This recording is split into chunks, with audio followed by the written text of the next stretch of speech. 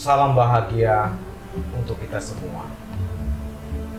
Kita kembali bertemu dalam YouTube channel Kudapan Pagi dengan kisah yang keempat tentang istri yang mandul.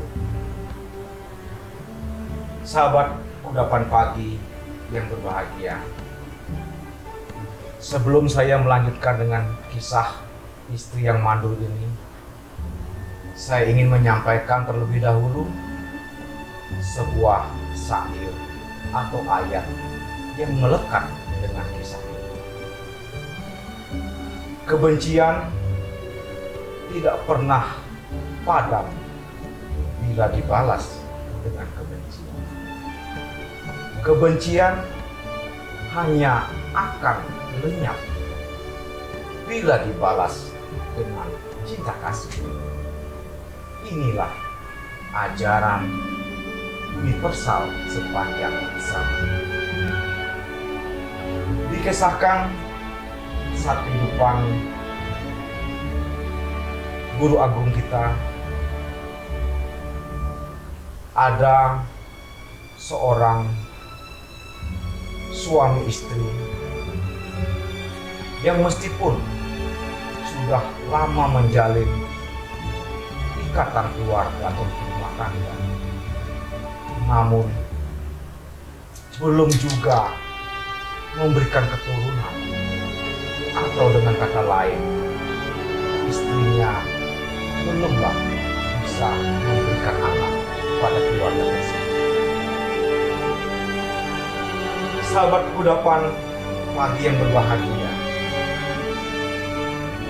mengingat dalam perjalanan tersebut yang sudah dilalui begitu panjang, lantas tidak bisa melahirkan anak atau memberikan keturunan, si istri ini menyampaikan kepada suaminya agar suaminya mau menikah lagi dengan seorang wanita yang ia akan pilihkan sendiri. Hal ini ia lakukan mengingat ia sangat mencintai suaminya, mengingat dia juga tidak mau dan tidak ingin suatu ketika diceraikan atau ditinggalkan oleh sang suami. Nah, mendengar permintaan istri tersebut, suaminya menolak, tidak mau untuk menikah lagi.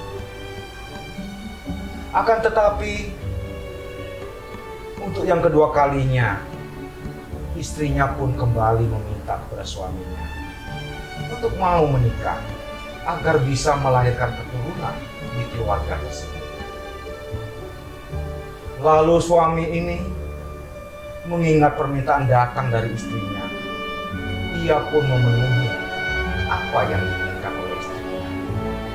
Lalu ia pun menikahi wanita yang telah dipilihkan oleh istrinya tersebut. Saat itu suami ini memiliki dua istri tua dan istri muda. Seiring perjalanan waktu,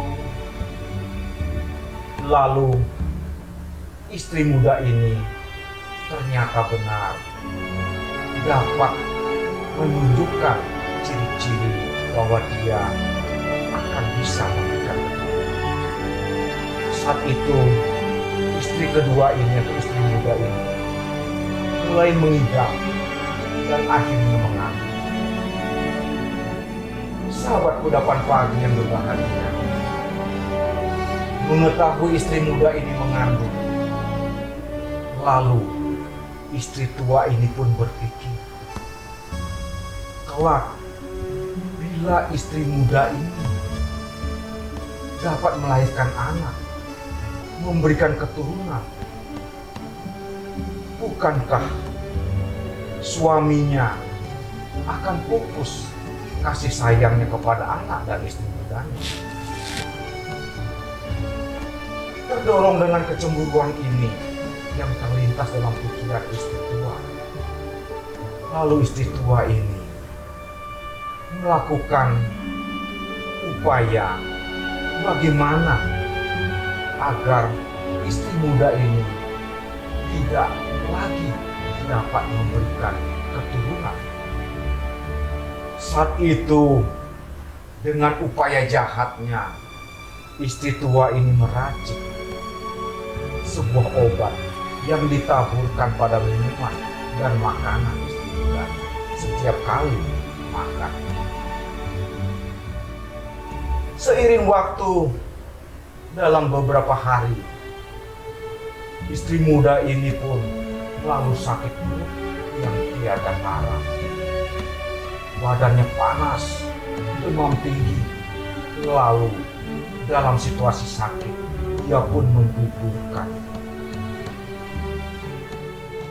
Sahabat kudapan yang berbahagia, perjalanan waktu pun terus bergerak. Keluarga itu pun masih utuh. Untuk kedua kalinya, wanita muda ini kembali mengandung. Apa yang terjadi? Dalam kandungan yang kedua ini, istri tua itu pun menyadari bahwa istri muda ini kembali akan dapat memberikan anak kepada suaminya. Lalu terlintas pikiran jahat kembali. Ya, saat itu juga mencampurkan ramuan kembali kepada makanan dan minuman si istri mudanya untuk yang kedua kalinya. Lalu istri muda itu jatuh sakit yang sangat parah. Dalam kondisi sakit yang sangat parah ini, istri muda menyadari dan tahu bahwa keguguran kandungannya dan sakitnya yang dia alami itu akibat racun atau ramuan yang sengaja diberikan oleh istri tua dalam makanan dan minumannya. Saat situasi yang sangat sakit begitu parah, wanita muda ini dendam luar biasa, marah luar biasa, benci yang luar biasa pada istri tuanya. Dan dalam pikirannya yang penuh dengan kebencian itu, lalu saat itu istri muda ini meninggal dunia. Sahabat kudapan pagi yang berbahagia, dikisahkan setelah kematian wanita atau istri muda ini, mereka berdua selalu terlahir bersama dan selalu dalam setiap kelahirannya saling bermusuhan. Suatu saat, zaman kehidupan Guru Agung, dia pun terlahir kembali sebagai manusia yang bermusuhan. Saat itu di perjalanan terdapat seorang wanita yang sedang menggendong bayinya. Wanita ini tidak lain adalah kelahiran dari istri tua. Saat itu istri muda ini terlahir zaman kehidupan Guru Agung sebagai seorang wanita yang bernama Yakini.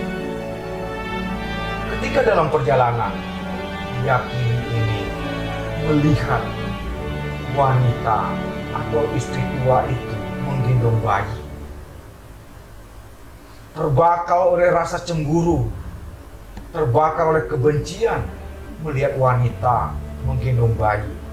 Lalu wanita atau Yakini ini mengejar dan berteriak-teriak ingin merampas bayi itu dan membunuh ibunya.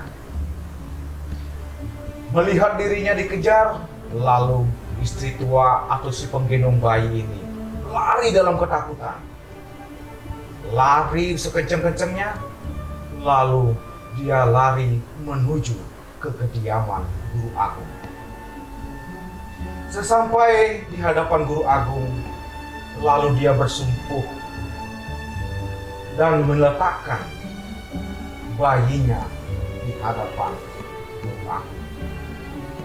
Saat itu juga dari belakang Yakini yang mengejar masuk pintu gerbang lalu ditahan oleh penjaga pintu gerbang.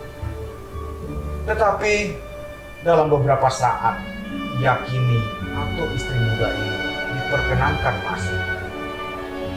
Setelah dia masuk, sesampai di hadapan guru agung, dia melihat wanita itu bersimpuh dan bayinya ada di sini. Lalu wanita atau Yakini ini juga turut bersimpuh di hadapan guru agung. Melihat kedua wanita ini yang saling bermusuhan dan saling dendam yang sudah berlanjut dari sekian kehidupan, lalu guru agung pun menasihati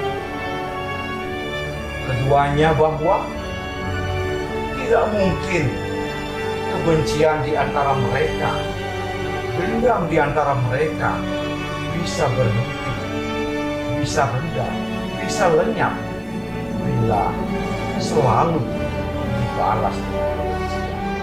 Mendengar nasihat guru agung yang begitu bijaksana, yang penuh dengan kasih dan lemah lembut, maka kedua wanita itu pun menyadari kekeliruannya, bahwa di antara mereka sudah terjadi dendam yang luar biasa. Saat itu juga wanita ini pun menangis, lalu saling menyadari dan saling meminta maaf. Kisah ini sangat memberi sebuah arti dalam kehidupan kita. Dalam kehidupan kekinian, bila kebencian, amarah selalu dibangkitkan, maka kebencian itu tidak mungkin akan bisa berakhir. Lalu guru agung pun menutup kisah ini dengan sebuah syair. Kebencian tidaklah berhenti bila dibalas dengan kebencian. Kebencian hanya bisa diakhiri atau dilenyapkan bila dibalas dengan kasih sayang. Sahabat Kudapan Pagi yang berbahagia, terima kasih telah menyaksikan YouTube channel ini. Semoga YouTube channel ini memberikan sebuah makna untuk kehidupan kita yang lebih baik. Salam Kudapan.